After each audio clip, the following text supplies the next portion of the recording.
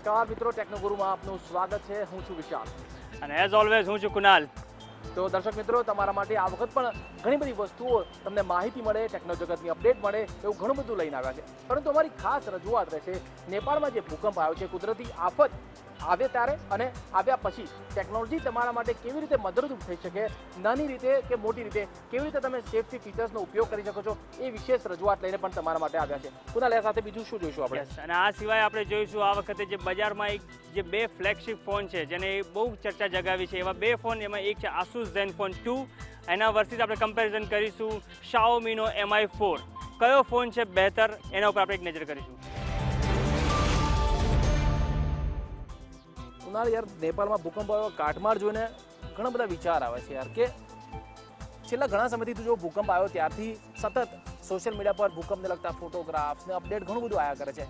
ત્યારે વિચાર આવે છે કે આપણે આટલા ટેકનો સેવી હોવા છતાં પણ આવી કુદરતી હોનારતો પહેલાં કે પછી આપણને ટેકનોલોજી મદદરૂપ થોડા ઘણા અંશે પણ ના થઈ શકે?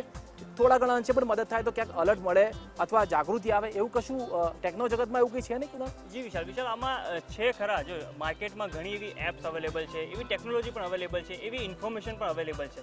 પણ જેમ કેવું છે, આપણી માનસિકતા છે ને, આગ લાગે ત્યારે કૂવો ખોદવા જઈએ, જેમ તમને અત્યારે જ વિચાર આવ્યો, બરાબર છે? તો આવી જ રીતના આપણને વિચાર આવતા હોય છે, પણ ક્યારેય આપણે એવી એપ્સ અથવા ધારો કે એવી માહિતીઓ અથવા જે આપણને કુદરતી આફત પહેલા અને પછી કેવી રીતે મદદરૂપ થઈ શકે એવી આપણે ટેકનોલોજીનો ત્યારે સહારો નથી લેતા. જ્યારે આપણે ઘણી એવી ગેમ્સ હોય છે અથવા ઘણી એવી એપ્લિકેશન જે વગર કામની હોય છે એવી આપણે આપણા મોબાઈલમાં ભરી રાખતા હોઈએ. રાઈટ. પણ આવી અમુક એવી એપ્લિકેશન છે, એ પણ આપણે આપણા મોબાઈલમાં હોવી જોઈએ. કામ લાગે ના લાગે બે નંબરની વાત છે, પણ આઈ થિંક ક્યારે ને ક્યારે થોડી તો, જે નસીબ સારું હશે તો આપણને થોડીક તો મદદ અંશે ઉપયોગી સાબિત થશે. દુખતાને તણકલું સમાન સાબિત થઈ શકે. એક્ઝેક્ટલી. તો આવી જે બે ત્રણ અમુક વસ્તુઓ, જે ટિપ્સ છે, કાં તો તમે એવી એપ્લિકેશન સમજો, એવું મેં વર્કઆઉટ કર્યું છે કે કુદરતી આફત પહેલા અને પછી કઈ એવી એપ્લિકેશન અને કઈ એવી ટેકનો ટિપ્સ છે જે આપણને કામ લાગી શકે. તો આઈ થિંક આપણે એની પર એક નજર કરી લઈએ. Check it out. જરૂરથી.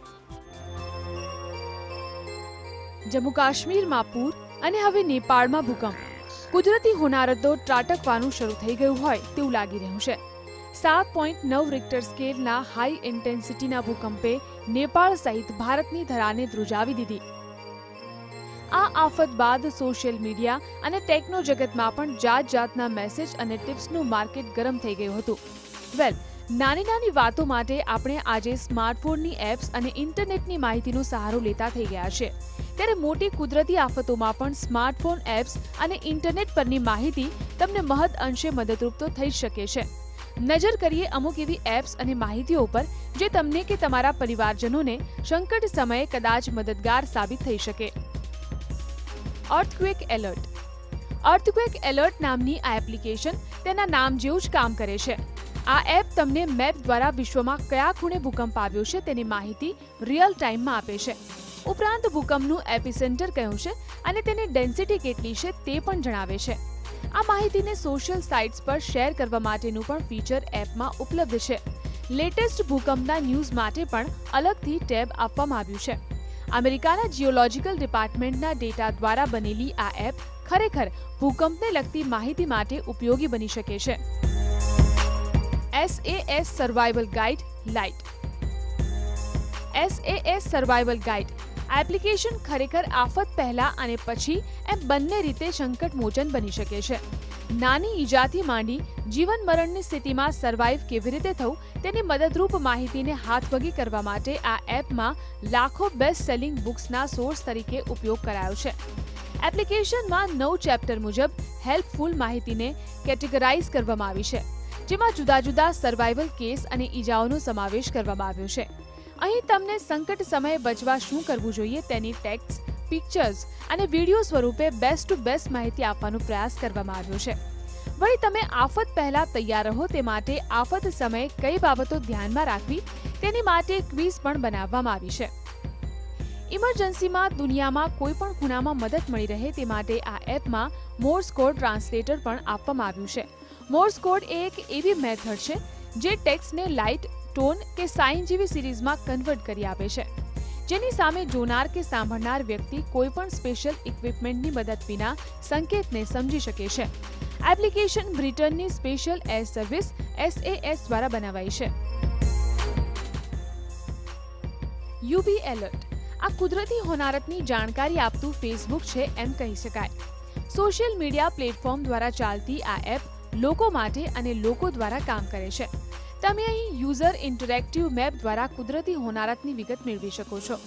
ઘટના બનતાની સાથે જ વેરીફાઈડ સોર્સ અથવા તો વિશ્વાસુ યુઝર્સ પાસેથી માહિતી અપડેટ કરવામાં આવે છે, જેમાં વિડીયો, ફોટો, સ્ટેટસ, પ્રાથમિક માહિતી વગેરે જોવા મળી શકે છે. યુઝર પોતે પણ અહીં ઘટનાની જાણ કરી શકે છે. ત્યારબાદ આ અફવા છે કે નહીં, અન્ય વિશ્વાસુ લોકો સાથે ખાતરી કરી ઘટના અફવા છે કે કેમ તે અપડેટ કરવામાં આવે છે. યુઝર ઘટના વિશે ફીડબેક પણ આપી શકે છે. ફેસબુક અને ટ્વિટર પર શેર કરવાનું ઓપ્શન પણ ઉપલબ્ધ છે. ઇન શોર્ટ, ક્રાઉડસોર્સિંગ માહિતીથી ચાલતી આ એપ કુદરતી હોનારત સમયે સ્વજનોને જાણ કરવા માટે ઉપયોગી બને છે. Natural disaster monitor. Natural disaster monitor એપમાં તમે વિશ્વમાં બનેલી કોઈ પણ કુદરતી આફતને જોઈ શકો તેમજ તેની પરિસ્થિતિને મોનિટર પણ કરી શકો છો. ગ્લોબલ ડિઝાસ્ટર એલર્ટ અને કોઓર્ડિનેટિંગ સિસ્ટમ ઓર્ગેનાઇઝેશનની માહિતીના આધારે આ એપ વર્ક કરે છે. એપ્લિકેશન ભૂકંપ, જ્વાળામુખી, વાવાઝોડું અને સુનામી જેવી કુદરતી આફતોની રિયલ ટાઈમ અપડેટ આપે છે.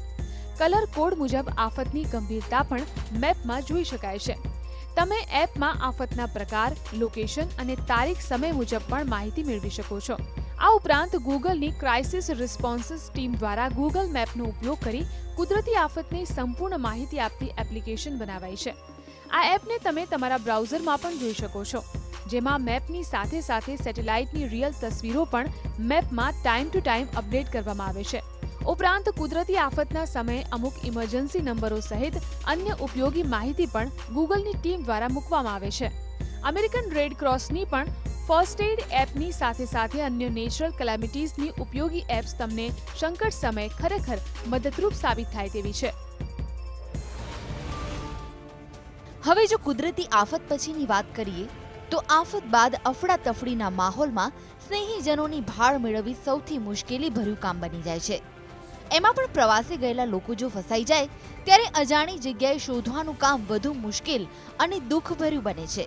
કદાચ એટલા માટે જ જેના પર લગભગ દુનિયાની અડધી વસ્તી અને ઇન્ટરનેટના તમામ લોકો વસે છે, તેવા ગૂગલ અને ફેસબુકે ખાસ કુદરતી હોનારત સમયે ભોગ બનેલા લોકો અથવા તો રાહત કાર્યના વોલેન્ટિયર્સ શક્ય હોય તો ગૂગલ કે ફેસબુકનો ઉપયોગ કરી પરિસ્થિતિની જાણકારી આપી શકે છે.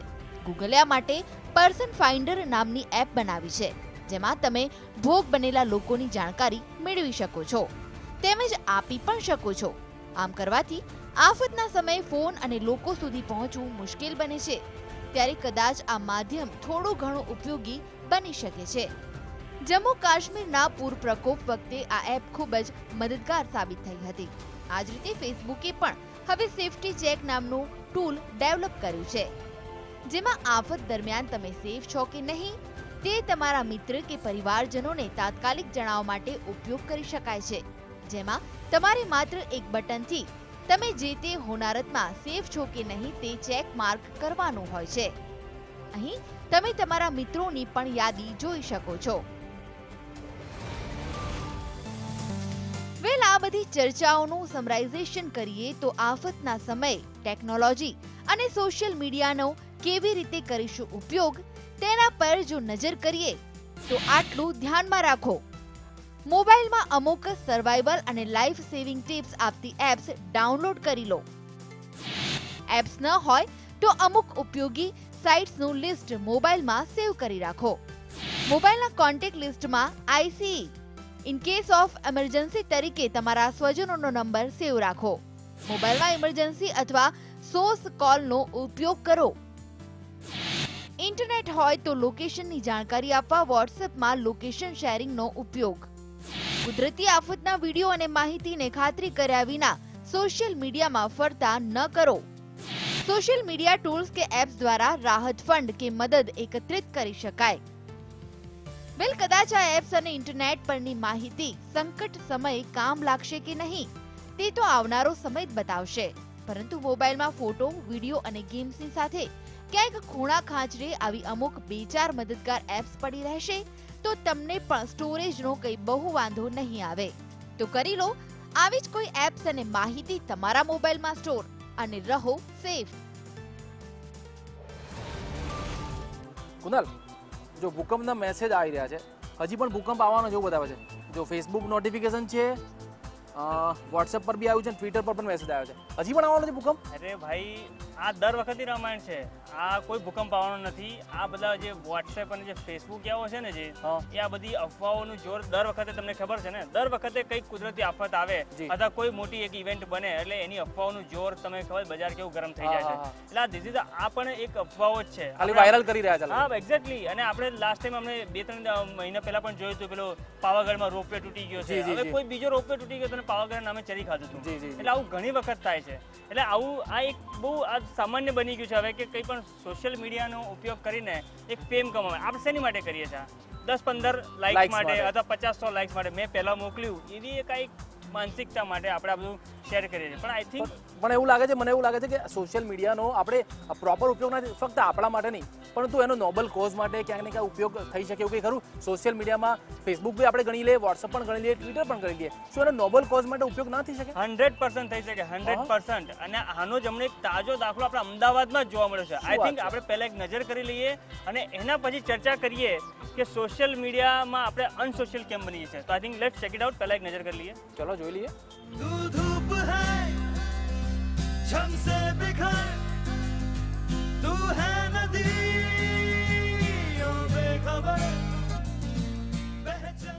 સામાન્ય રીતે યંગ જનરેશન વોટ્સએપ અને અન્ય સોશિયલ મીડિયાનો ઉપયોગ પોતાના મિત્રો સ્નેહીઓ સાથે કનેક્ટેડ રહેવા માટે કરતી હોય છે, તો કેટલાક લોકો કેવળ શોખ ખાતર અથવા તો ટાઈમપાસ માટે તેનો ઉપયોગ કરતા હોય છે. જો કે સોશિયલ મીડિયા દ્વારા આપત્તિના સમયમાં કેવી રીતે લોકોને મદદ કરી શકાય તેનું ઉત્તમ ઉદાહરણ ગુજરાત વિદ્યાપીઠના 35 જેટલા પૂર્વ વિદ્યાર્થીઓએ વોટ્સએપ ગ્રુપ બનાવીને પૂરું પાડ્યું છે, જેમાં તેમણે નેપાળના ભૂકંપ અસરગ્રસ્તોને મદદ કરવાના હેતુથી વોટ્સએપના મેસેજના આધારે ફક્ત 48 કલાકમાં જ ₹51,000 જેટલી રકમ એકઠી કરી છે, જેને આગળ ₹1 લાખ સુધી પહોંચાડી પીએમ રાહત ફંડ થકી નેપાળ મોકલવામાં આવશે. ગ્રુપ દ્વારા પહેલા ₹10,000 એકઠા કરવાનો ટાર્ગેટ રાખવામાં આવ્યો હતો. જો કે આ પહેલ શરૂ કર્યાની 30 જ મિનિટમાં 10,000 જેટલી રકમ એકઠી થઈ ગઈ. પરિણામે ટાર્ગેટ વધારીને ₹51,000નો કરવામાં આવ્યો. બાદમાં માત્ર 48 કલાકમાં જ તે પૂરો થઈ જતા હવે તેને 1 લાખનો ટાર્ગેટ રાખવામાં આવ્યો છે. તો આ તરફ ગુજરાત વિદ્યાપીઠના પૂર્વ વિદ્યાર્થીઓના પ્રયાસને તેમના વિભાગીય વડાએ પણ બિરદાવ્યો હતો. એક તરફ ભૂકંપ જેવી કુદરતી આફતોને લઈને વોટ્સએપ પર અફવાઓ ફેલાવતી અનેક ડમી ક્લિપો ફરતી થઈ હતી, જેના કારણે લોકોમાં ભયનો માહોલ ઊભો થયો હતો. ત્યારે ગુજરાત વિદ્યાપીઠના વોટ્સએપ ગ્રુપે ટેકનોલોજીનો લોકહિતમાં કેવી રીતે ઉપયોગ કરી શકાય તેનું એક ઉત્તમ ઉદાહરણ પૂરું પાડ્યું છે, જેમાંથી અન્ય લોકોને પણ ચોક્કસ પ્રેરણા મળશે. કેમેરામેન વસંત ટ્રિગર સાથે નરેશ મકવાણા, GSTV, અમદાવાદ. વાવ કુનાલ, જોરદાર અહેવાલ છે યાર. વોટ્સએપના માધ્યમથી દાનની સરવાણી આટલી સરસ રીતે વહી શકાય, આટલું સરસ ગ્રુપ બનાવીને લોકોએ દાન પણ આટલું બધું ભેગું કર્યું, તેમ વિચાર એ આવે છે કે સોશિયલ મીડિયા પર લોકો અનસોશિયલ કેમ હોય છે, આટલો સારો ઉપયોગ કેમ નથી કરી શકતા? એક્ઝેક્ટલી વિશાલ, આ દર વખતનું છે. આપણે તમે જોયું હશે કે જ્યારે પણ આવી કોઈ મોટી ઘટના બનતી હોય છે, જ્યારે પણ કંઈક આવી ચર્ચાનું જોર પકડતું હોય છે, ત્યારે આપણે સોશિયલ મીડિયાનો ઉપયોગ ખાલી ફક્ત ને ફક્ત હું પહેલો શેર કરવાવાળો બનું આવી જ એક માનસિકતા સાથે આપણે કરતા હોઈએ છીએ. કોઈ પણ સોશિયલ કોઝ માટે સારી એક દાનતથી કે આવી રીતે ક્યારેક લાઇક્સ અથવા કમેન્ટ્સ અથવા ધારો કે કોણ પહેલાં મોકલ્યું છે, આવું બધી એક માનસિકતાના આધારે જ આપણે સોશિયલનું શેરિંગ કરતા છે, નથી કોઈ ઓથેન્ટિસિટી જોતા. આવા ટાઈમે તમે સમજો કે આજે ભૂકંપના ટાઈમમાં જ એવું ઘણી વખત એવું બની ગયું છે કે અફવાઓના જોરના કારણે ગવર્મેન્ટને પણ જાહેર કરવું પડ્યું છે કે ભાઈ તમે પેનિક ના સર્જો અથવા અફવાઓ પર ધ્યાન ના અપાવું. તો આવું કરવાવાળા જે લોકો જે છે, અફવાઓ ફેલાવવાવાળા લોકો છે, આ લોકો જે જોવા જેવું છે અથવા એક પોતાનું આત્મમંથન કરવાની જરૂર છે કે સોશિયલ મીડિયાના જમાનામાં આપણે આવા જ ટાઈમે અનસોશિયલ કેમ બની જઈએ છીએ. આ તો વોટ્સએપની વાત કરી, પણ એવા દાન માટે અથવા કોઈને મદદ કરી આર્થિક રીતે, તો એવી બીજી કોઈ ટિપ્સ કરી કે જેના થકી પણ આપણે આવું કરી શકીએ? એક્ઝેક્ટલી વિશાલ, આમાં છે જ એવું નથી. આપણે આનો રોજબરોજ આપણા મોબાઈલમાં અને આપણી એપ્લિકેશન આવી બધું યુઝ કરીએ જ છે, જેના કારણે જેમ આપણે જોઈએ કે વોટ્સએપનો કોઈ આવી રીતે ઉપયોગ કરી શકે, તમે વિચાર્યું હશે ક્યારેય? તો આવી રીતના ઘણી એવી એપ્લિકેશન છે. આઈ થિંક આપણે યુઝ કરીએ છીએ પેટીએમ. તો પેટીએમમાં શું હોય છે, તમે જો કે પેટીએમમાં આપણે દરરોજ રિચાર્જ કરતા હોય છે, પેટીએમ કેશ છે. તો હવે પેટીએમમાં મની ટ્રાન્સફર પણ કરી શકે, તમે તમારા મિત્રોને પણ જ્યારે જોઈએ ત્યારે ટ્રાન્સફર કરી શકો. તો સેમ વોટ્સએપમાં જેમ આ લોકોએ જે રીતે ગ્રુપમાં કર્યું છે એ રીતે તમે પેટીએમથી યુઝ કરી શકો. ફેસબુકવાળાએ ફેસબુક પે જે મિત્રોને ઓનલાઈન તમે મની ટ્રાન્સફર કરી શકો એની એક સર્વિસ આપી છે. તો આઈ થિંક ફેસબુક પેનો પણ તમે ઉપયોગ કરી શકો છો. તો આવી ઘણી એવી એપ્સ છે. અથવા ધારો કે આપણે એમ કહીએ કે આ એપ્સનો ખાલી તમારે વિચાર કરવાનો છે કે હું એનો કેવી રીતે સારા કામ માટે ઉપયોગ કરી શકું. તો ટેકનોલોજી 100% કામ લાગે છે. ચોક્કસથી સોશિયલ મીડિયાનો સોશિયલ ઉપયોગ પણ એટલો જ થઈ શકે છે. ખાસ કરીને હવે નેપાળ અને આવી કુદરતી આફતો પહેલાં અને પછી ટેકનોલોજી કેવી રીતે મદદરૂપ થઈ શકે થોડા ઘણા છે તેના વિશેનો અમારા વિશેષ અહેવાલ હતો. અત્યારે સમય થયો છે બ્રેકનો, લઈએ એક બ્રેક.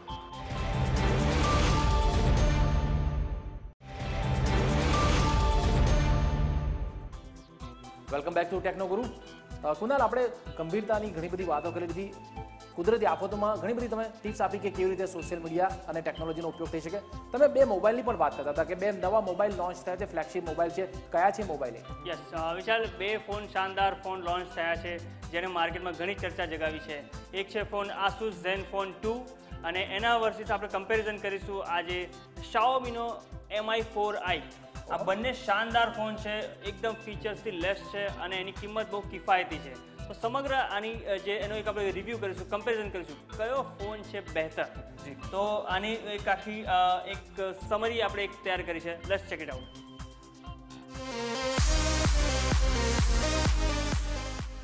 જો તમે માર્કેટમાં એક પ્રીમિયમ બજેટ સ્માર્ટફોન ખરીદવા માંગતા હોવ જેની કિંમત 12,000 થી 14,000 રૂપિયાની વચ્ચે હોય તો તમારી માટે ખુશ ખબર છે. સારી ખબર એ છે કે આ રેન્જમાં હાલમાં કેટલાય સારા ઓપ્શન ઉપલબ્ધ છે. જો કે હમણાં જ લોન્ચ થયેલા Asus Zenfone 2 અને Xiaomi Mi 4i ફોનથી લોકોને વધારે આશા બંધાયેલી છે. આ બંને ફોનમાંથી કયો ફોન છે બહેતર તેની કરીશું આજે વાત.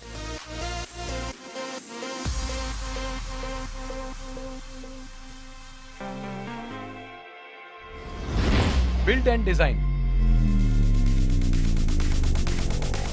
સૌથી પહેલા બિલ્ડ અને ડિઝાઇનની વાત કરીએ તો Zenfone 2 Zenfone સિરીઝના બાકી મોડલ્સ 4, 5 અને 6 થી ખાસો મળતો આવે છે.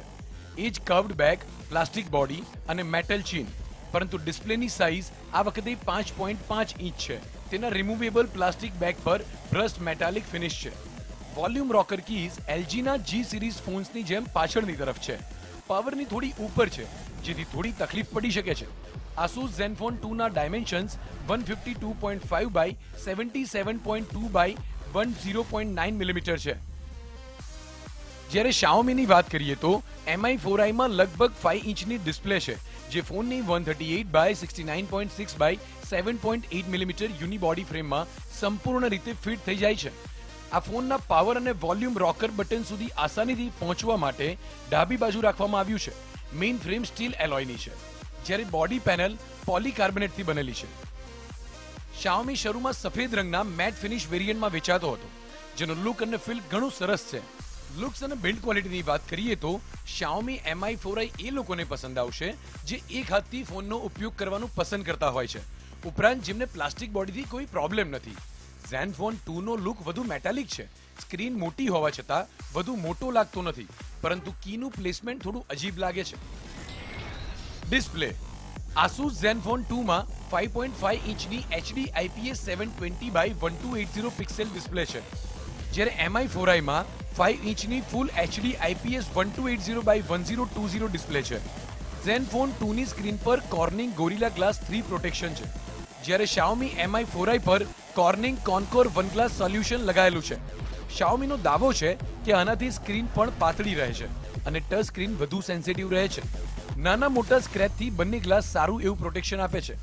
Mi 4i એક ખાસ ટેકનિક સનલાઇટ ડિસ્પ્લેનો ઉપયોગ કરે છે જેનું મુખ્ય કામ તડકામાં ગ્રાફિક્સને વધુ સારી રીતે દર્શાવવાનું છે. કુલ મળીને Mi 4i ની ડિસ્પ્લે બહેતર છે અને તેની પિક્સેલ ડેન્સિટી પણ સારી છે. જો કે 2000 રૂપિયા વધારે આપીને તમે Zenfone 2 નો ફૂલ HD વેરિયન્ટ પણ ખરીદી શકો છો.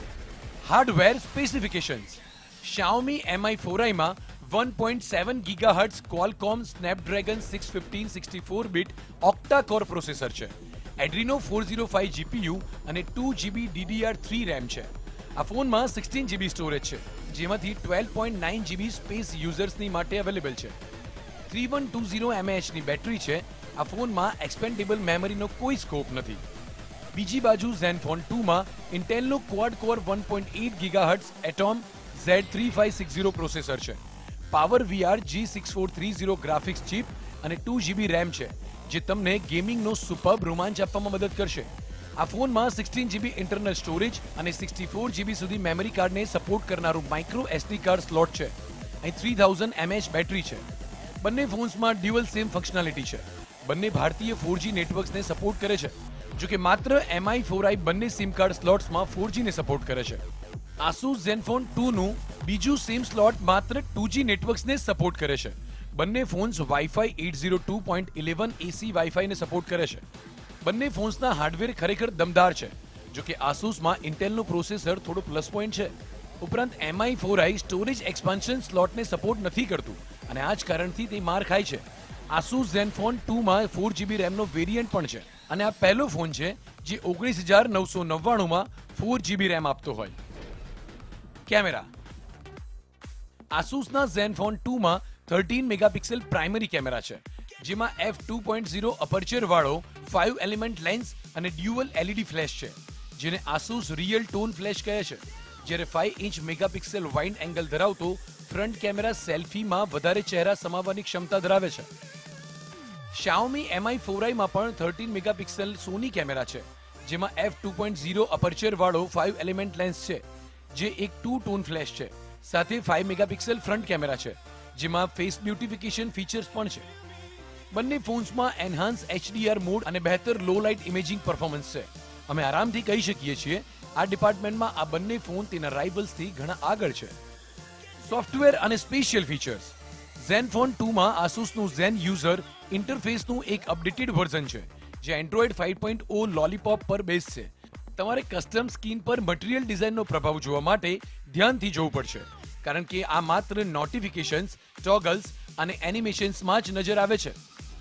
જો તમે સેટિંગ્સમાં જઈને થોડી શોધખોળ કરશો તો તમે મલ્ટીપલ યુઝર પ્રોફાઇલ જેવા સ્ટેન્ડર્ડ એન્ડ્રોઇડ લોલીપોપ ફીચર્સ મેળવી શકશો. Xiaomi Mi4i Android lollipop base MIUI 6 પર રન થાય છે.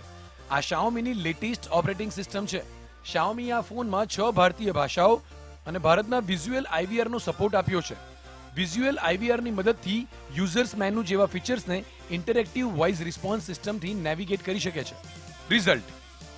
અને અંતે જો આ બંને ફોનના રિઝલ્ટની વાત કરીએ તો 12,999માં Xiaomi Mi4i અને Asus Zenfone 2 બંને પૈસા વસૂલ ફોન છે. દરેક ફોનની એક ખાસિયત છે, પરંતુ વાત ફોન પાસેથી તમારી અપેક્ષાઓ પર આવીને અટકી જાય છે. જો તમારા માટે એક્સપેન્ડેબલ સ્ટોરેજ ક્રિટિકલ મામલો નથી અને તમને એક મોટી ડિસ્પ્લે જોઈએ છે, તો Zenfone 2 તમારા માટે બેસ્ટ રહેશે.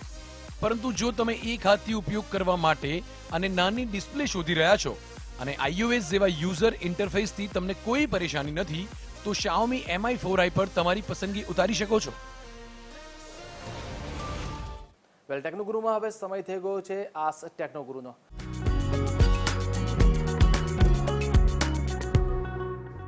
કુનાલ, મેલ ઘણા બધા આવી રહ્યા છે, લોકો સવાલો ઘણા બધા પૂછ્યા છે. ફર્સ્ટ સવાલની આપણે જો વાત કરીએ તો દિગેશ પ્રજાપતિએ સવાલ પૂછ્યો છે કે Lenovo P70 અને Intex Aqua Power HD mobile, આ બેમાં એક કન્ફ્યુઝ છે કે કયો લેવાય અને કયા ફીચર સારા છે અને કયો હિતાવહ રહેશે લેવો. કુનાલ.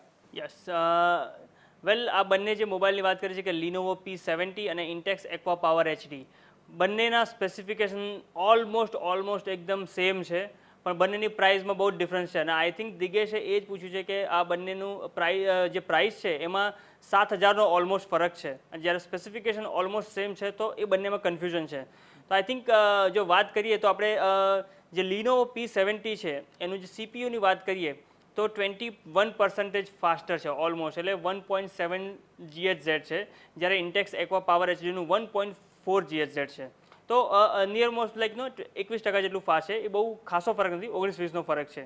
એના પછી વાત કરીએ તો જે કેમેરા ઉપર જઈએ આપણે. કેમેરામાં જે બંનેના મેગાપિક્સલ 13 મેગાપિક્સલ સેમ છે, પરંતુ Intex Aqua Power HDનો HD કેમેરા છે, I think that will give you the best result.